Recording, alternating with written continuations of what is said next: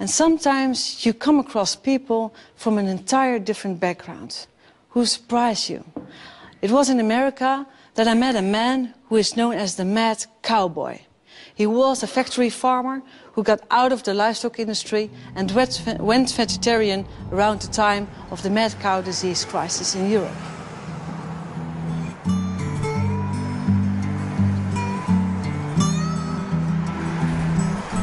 Hi, nice to finally meet you. Nice to see you're unlost again. Yeah, finally, we made it. My humble abode. Thank you. Oh, it's nice and warm here. This is on the farm, and this is one of the dogs we had, which was Sam, good critter. That's the farm.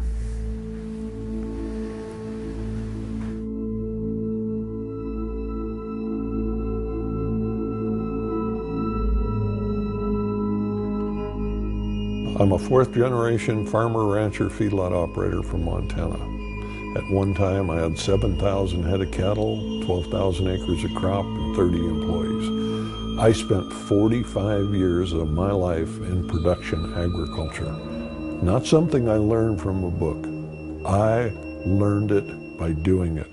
I was a factory farmer, the worst of all. Not a family farmer, but a factory farmer. Never met a chemical I didn't like. We'd actually grind up animals and feed them back to our animals. Had all of the bad habits. What are you doing here? Branding. Oh. See there? I've branded hundreds of thousands of animals. It's still allowed? It's still allowed in America? Absolutely. 1979, I ended up paralyzed from the waist down. Doctor told me I had a tumor on my spinal cord. He said if that tumor's on the inside of the cord, you have less than 1 chance in a million you will ever walk again.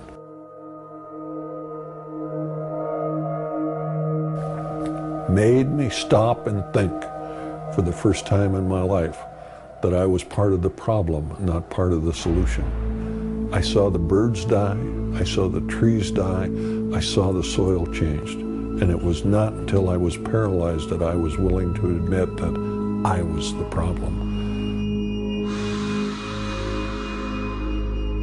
I ended up with a 1 in a million operation. I've walked out of the hospital with a 1 in a million operation, but I walked out a much different individual than I walked in.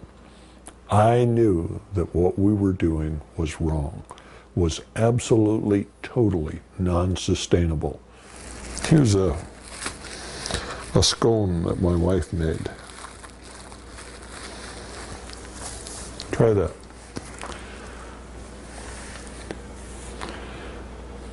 Vegan.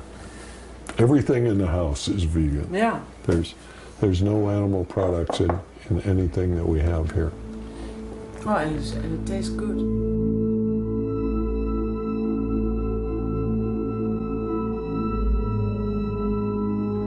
Everybody thought the same way. It was mass hysteria. Everybody was doing it. It must be okay. You started from the time you were a child. And can you imagine what it was like when I first asked myself the question, should we be eating animals? It was one of the most thought-provoking questions I ever had in my life, because I had never even considered that. No. And when you stop and think about it, it is so straightforward and open. Should we eat animals? Absolutely not. Do we need them for protein? Absolutely not. Are they good for us? Absolutely not. Do they enjoy us eating them? Absolutely not. My hometown newspaper put my picture in the front page, and it said, Montana's most famous vegetarian. I picked up the phone and I called him up and I said, why don't you tell it the way it is? Montana's only vegetarian. And they said, no, we have one of you kind of guys here at the paper, so we know there are two. But people People don't want to believe that somebody that from the inside of the industry, you know, that when you look at it, the one thing when I debate the issue with somebody from the industry, their common defense is, oh, well, you don't understand. I spent 45 years of my life there. There's nothing that they have done that I haven't done more of it. I've milked more cows, I've slopped more pigs, I've fed more animals, and when they tell me I don't understand, I understand. And what I understand is what we're doing is wrong, it's non-sustainable, it's not good for us, it's not good for the animals, it's not good for the planet. The sooner we stop what we are doing, the better we'll all be.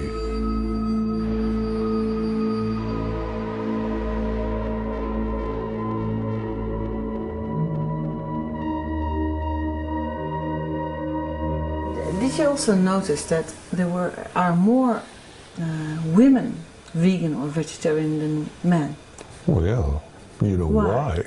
Tell me why. They're smarter. Ah. Yeah. Do you know why women live longer than men? Tell me. Because men have to live with women. You know, what I did is I went out on the road and I started talking to people. I traveled about 100,000 miles a year. It was not unusual for me to do 3 or 4 lectures a day. Some of the groups were large, some of them were small. The largest group I ever talked to was 40,000. The smallest was 2. We should never count the crowd. You never know how many people that are there are going to get the information. My job was not to save the world. My job was to do everything that I could do so people would make better choices. And I've done that now for over 20 years. And I think that when I had the opportunity, I was able to change the way a lot of people thought. Was it going to be enough? I don't know. But I did what I could. Do you think there are more vegetarians now? Oh, sure. You know, my hometown actually had a vegan restaurant. Isn't that amazing? The man that gets the Nobel Prize for the film on global warming neglects the #1 cause of global greenhouse gases? Does that give you some idea of the power of the industry? That a man that was out there to change the world on global greenhouse gases, do you think he did not know about it? Or was he just unwilling to stand up to the power that they had? When I went on the Oprah show and I told a few million people that we were grinding up cows and feeding cows, they sued Oprah, Harpo Production, and myself for 6 years in court. Cost us hundreds of thousands of dollars to protect ourselves for telling the truth. My reaction is that free speech not only lives, it rots. Maybe Al Gore was worried about the power of the industry, or maybe he was self-serving because he actually raises cattle himself. And if you look at Al, since he left office, there's no doubt in my mind that he's eating well too many of them.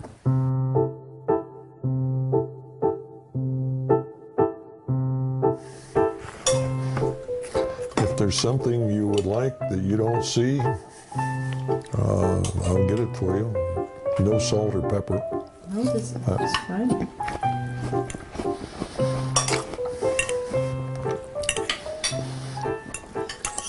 What was your favorite meat product when you were a kid? Hamburger. Hamburger?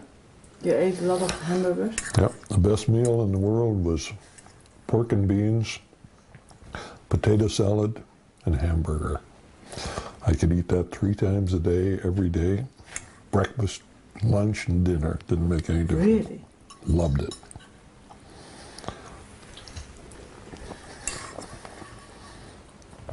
Turned out okay.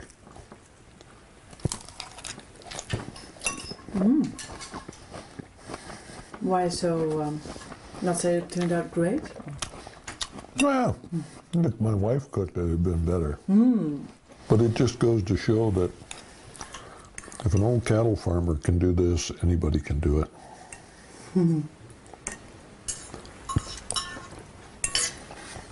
It's just a matter of time. It doesn't mean that we should slack off on what we're doing.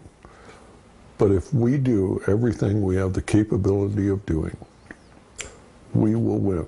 There's no doubt in my mind.